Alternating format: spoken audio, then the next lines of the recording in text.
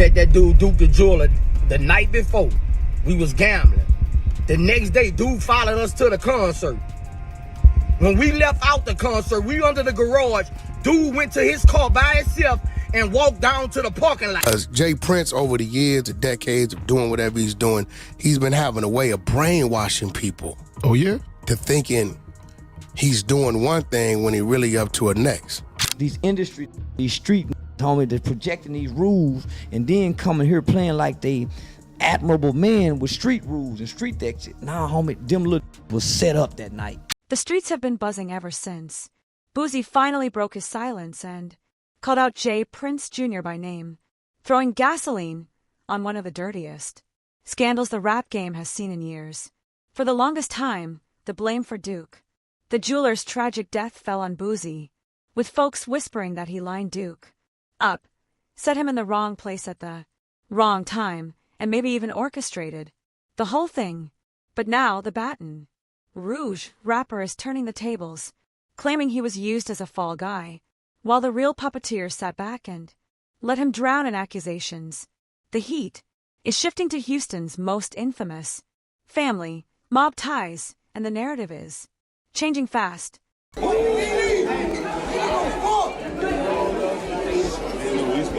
Man, Lord.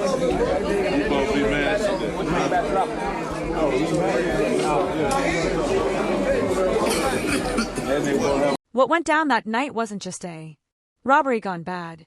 It's starting to look like a setup designed to protect bigger names and bury smaller ones. And Boosie's refusal to stay quiet has cracked open a whole mess of dirt that people tried to keep sealed up. The night of September 2022 is where the fire started. Duke the jeweler, a 29-year-old self-made boss out of Chicago, had just finished flexing his talent and his ice at Boosie's concert in Houston. Hours later, he was gunned down in what was called a parking lot robbery, stripped of his jewelry, cash, and even his phone. To the outside world, it looked like a tragedy tied to being flashy in the wrong place. Any real dude that's ever really been in LA, he checked in. Any real dude that's ever been in Atlanta, he checked in. If you moving and you getting money, you gonna check in because you need to know the right places to be and places not to be. That's a businessman. But the streets weren't buying that clean-cut story. Rumors exploded. Instantly, Bowie invited Duke. Bowie's people were at the scene, and even claims that Duke's Louis Vuitton bag turned up in Boo's house circulated online. In the court of public opinion, that was all it took. Boosie looked guilty. He already had a history. Gun cases, messy trials, his name tied to charges he beat years back. Folks didn't need proof, just a narrative. And the narrative became that Boosie set the whole thing up. But cracks in that story were always there if you look close enough. I mean, everybody be checking in. That's your favorite thing to do. Check in with somebody that's gonna rob your stupid ass. Wow. Yo, you think that guy, the guy that you don't know in California got your back?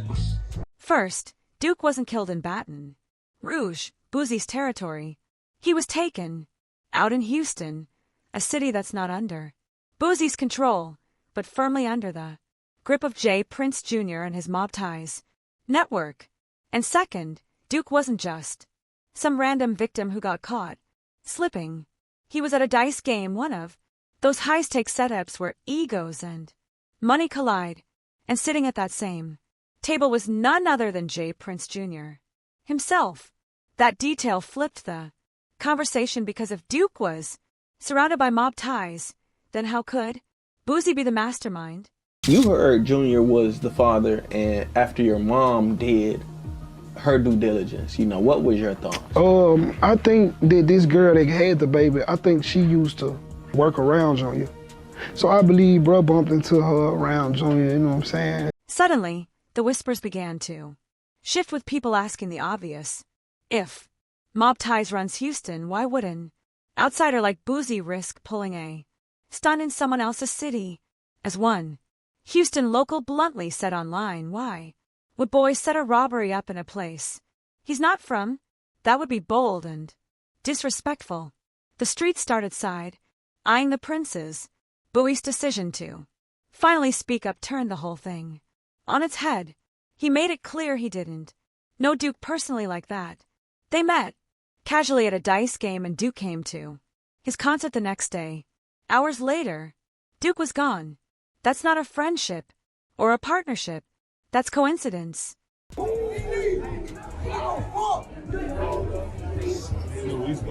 Man,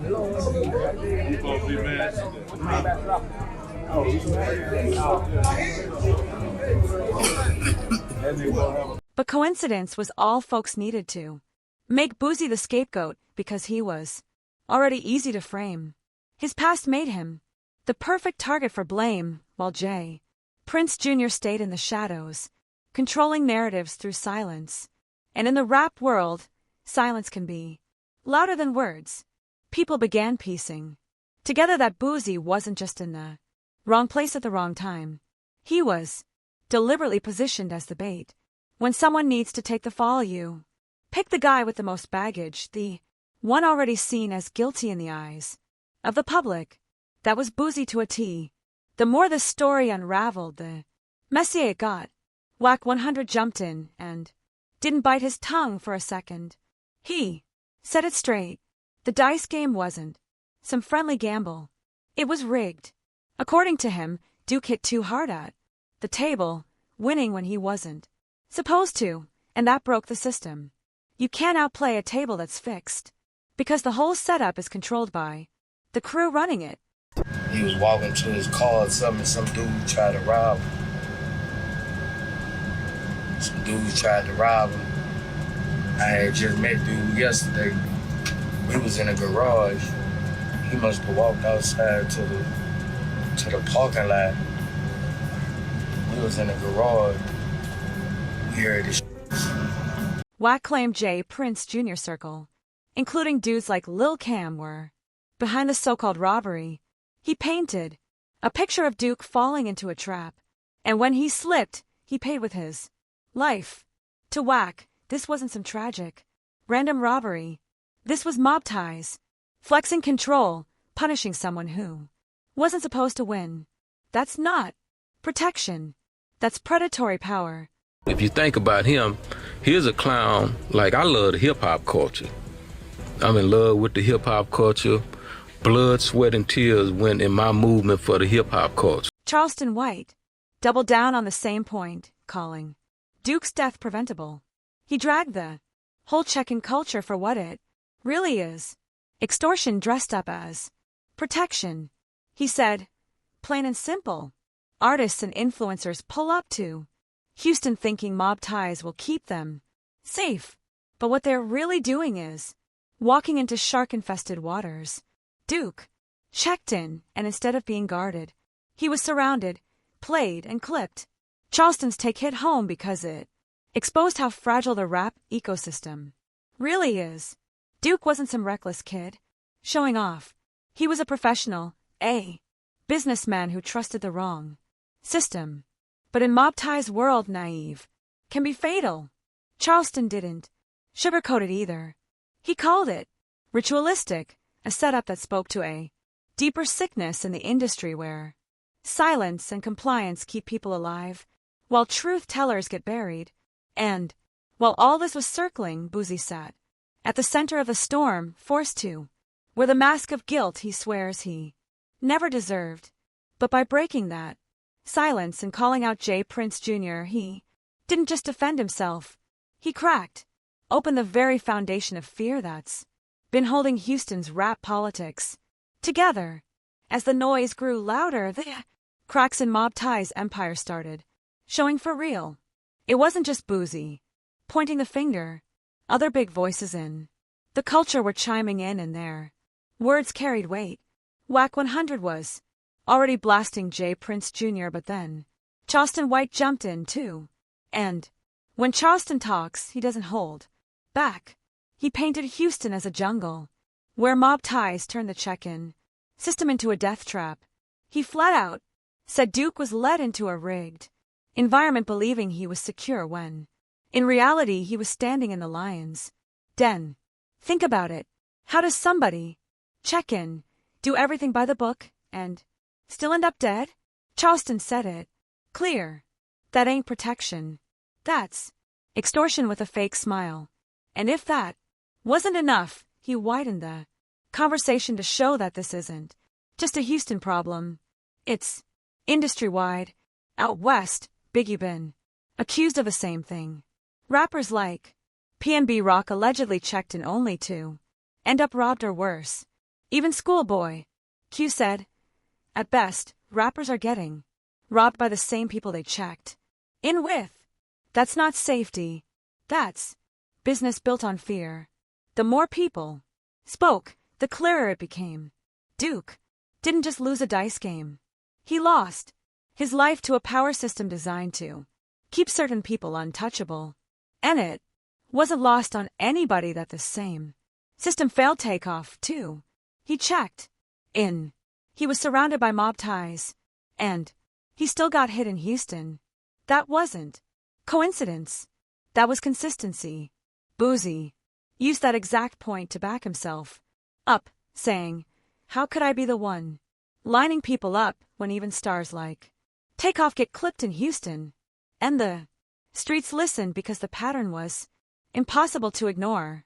The same names kept popping up, the same city, the same so-called protection. It made the entire empire of mob ties look shaky like a deck of cards ready to collapse. Then came the finesse situation, and that turned the whispers into shouts. Word hit the net that J. Prince Jr. had allegedly gotten finesse 2 times girl pregnant behind his back for a crew that built its image on loyalty and family ties. That kind of move scream betrayal. Finesse, who once praised mob ties loud and proud, suddenly stopped even saying their name. He distanced himself cold. And in this industry, silence speaks louder than beef. That fallout cut deep because it showed mob ties was losing allies from the inside, too. And if the house is divided, it can't stand. Fans online started piecing it all together. Takeoff gone, Duke gone, finesse gone, and Boosie speaking out. Every road seemed to lead back to one person, J. Prince Jr. The internet flipped completely, and Drin Sr. had no choice but to step in. The father, the so-called godfather of Houston hip hop, had to defend the family name. But instead of clearing the air, he came out swinging at Wack 100, calling him a clown, a loudmouth who doesn't know what he's talking about. He tried to flip the script by attacking the messenger instead of addressing the message. But the problem is the streets weren't buying that tactic anymore. They looked at Senior and said, you're dodging the heat. Because at the end of the day, if Takeoff and Duke both died under mob ties, watch what kind of protector is that. And if this system really is protection, why do so many people end up robbed or shot after checking in? J. Prince Sr. could clown Wack all he wanted, but the bodies and the patterns spoke louder than his words. What made Duke's story hit even harder was who he was and how he got there. He wasn't some industry plant. He wasn't a hanger-on looking for clout. Duke the jeweler built his empire brick by brick, grinding out of Chicago with nothing but a sketchbook, a dream, and his hustle. Back in the early 2000s, he was sketching jewelry designs in small studios, slowly flipping his craft into something bigger. He didn't lean on no label favors or industry connects. His work was pure talent, and that talent turned into legacy when his 101 custom pieces started hitting the big stage. Rihanna rocked his pieces. 50 Cent had him cook up something special. Even Boosie himself had Duke ice him out. This wasn't a regular jeweler. This was a visionary who turned gold and diamonds into storytelling pieces. And that rise put him in rare air, standing next to artists and stars, but still independent, still owning his grind. That independence is what made him dangerous to the wrong people. When you're talented, respected, and self-made, you don't bend easily. And in an industry where power runs on favors and control, somebody like Duke represented a problem. He didn't owe nobody. He didn't fear nobody. And he wasn't controlled by the politics of checking in. But on that fateful night, he played into a system that didn't protect him. It trapped him. Sources say he ran the dice table that night, allegedly cleaning house and stacking up over $100,000 in winnings. That kind of win doesn't sit well when the table is rigged. And if Wack 100 is right, that win sealed his fate. Minutes later, Duke was stripped of everything. His cash, his jewelry, his phone, and hit multiple times like someone wanted to erase him completely. That wasn't no sloppy robbery. That was an execution, deliberate and personal. And when footage surfaced of Boo's reaction to Duke's death, it only fueled the suspicion that he wasn't behind it. The man looked broken, like he couldn't even process what happened. His body language didn't scream guilty mastermind. It screamed shock, grief, and frustration. That human reaction didn't match the cold-blooded image of a man setting up one of his own. Instead, it made more sense that Boosie was caught in a storm he didn't create, but got blamed for anyway. And now, by dragging J. Prince Jr. into the spotlight, he's flipping the entire script and forcing people to ask questions that the industry's been too scared to ask. By now, the Duke the jeweler case has become more than just a murder mystery. It's a symbol of how twisted and dangerous the rap game really is when power, fear, and silence are the rules of survival. What started as whispers about Boosie's involvement has transformed into a full-blown indictment of Houston's check-in culture and the mob ties empire. And the more you connect the dots, the darker it looks. Duke wasn't just a victim of bad luck. He was walking into a rigged system where survival wasn't guaranteed. No matter how much you played by the rules. He checked in. He showed love. He played the dice game, and he still ended up dead. Same story with Takeoff. Checked in, surrounded by mob ties. Still gunned down in the very city that was supposed to protect him. The evidence keeps pointing in the same direction, and no amount of deflection can erase the pattern. The truth is, mob ties power has always rested on fear and reputation. For decades, J. Prince Sr. built the family name as untouchable, presenting himself as a guardian of the culture, someone artists had to respect when stepping into Houston. But in recent years, that reputation has been cracked wide open.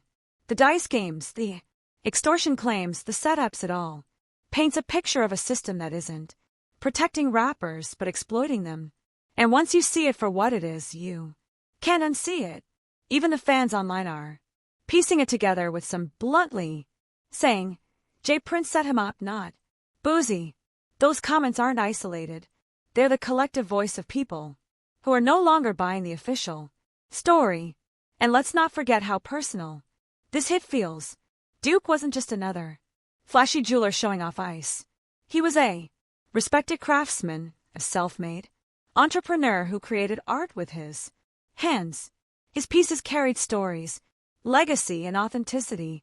That's why artists like 50 Cent, Rihanna, King Von, and Boosie wanted his work. He was more than a jeweler. He was a cultural figure in his own right. Losing him wasn't just losing another name in the headlines. It was a blow to the heart of the industry, especially to independent hustlers who saw themselves in his grind. His death showed that even the most talented and focused aren't safe when power games and street politics are in play. And that's why the streets are still mourning Duke differently. It felt deliberate, almost ritualistic, like he was removed because he couldn't be controlled. When Bowie finally stepped up and called out J. Prince Jr., it didn't just protect his own name. It broke the silence that so many in the industry have been scared to break. For years, rappers whispered about how dangerous Houston's politics were.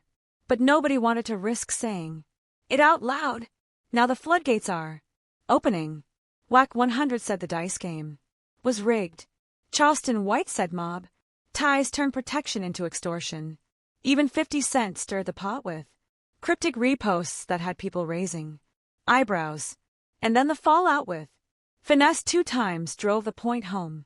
If even insiders are walking away from mob ties, the empire isn't as strong as it looks. Silence might have worked in the past, but in the era of social media and fan-driven narratives, silence now looks like guilt. And J. Prince Jr.'s silence on all these rumors has fans convinced he's got something to hide. Meanwhile, J.P. Prince Sr. trying to clap back at Wack 100 by calling him a clown only exposed how defensive the family has become.